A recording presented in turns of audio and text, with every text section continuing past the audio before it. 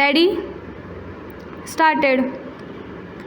In view of the above observation made, it is implied clear that even though the accused had tortured and harassed the deceased, because of which she was constantly running away from her matrimonial home and has also filed a number of complaints against the accused, the same cannot be said to be the reason for her death in the light of the fact and circumstances of the present case and the dying declaration made by her. The learned counsel for the applicants has placed reliance upon the decision of this court reported in the case of Ramesh Kumar versus State of Chhattisgarh 2014, Volume 9, SCC 491, wherein it is held that Sections 498 and 306 IPC are independent and constitute different offences.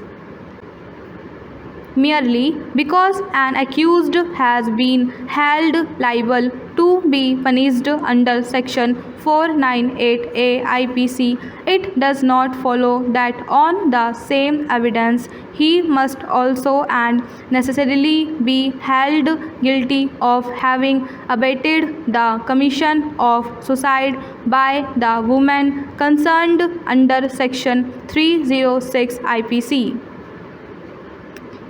Therefore, the conviction and sentence for offence punishable under Section 306 read with Section 114 of the IPC of the present applicants is contrary to the legal evidence on record, particularly the dying declaration of the deceased and the conduct of the accused who took the deceased to the hospital.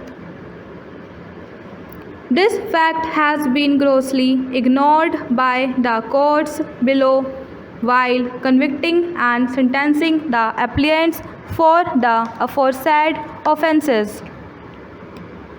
Therefore, the conviction and sentence for the aforesaid offence is erroneous and accordingly it is liable to be set aside. After evaluation of evidence on record and concurrent finding of fact recorded by the trial court and the appellate court, the applicants were convicted for the offences punishable under Section 498A and 306 read with Section 114 of the IPC. The accused were acquitted for the offences punishable under Section 304B read with Section 114 of IPC and Section 4 of the Dowry Prohibition Act 1961, as they did not find any evidence on record to bring home the guilt of applicants for the offences punishable under Section 306, as there is no cogent evidence in this regard in the finding of fact.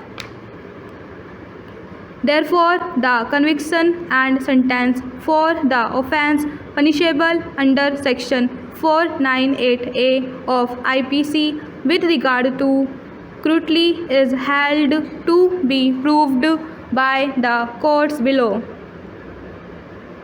The same is accepted by us and they are required to be convicted and sentenced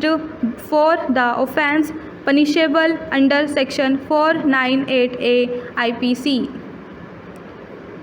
The conviction and sentence passed by the High Court for the offence punishable under Section 306 read with Section 114 of IPC is liable to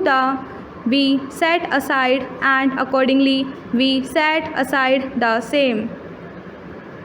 Since we have upheld the conviction for the offence punishable under Section 498A IPC, it is to be carefully examined by us, taking into consideration the facts and circumstances of the case as to what sentence is required to be imposed upon the applicants.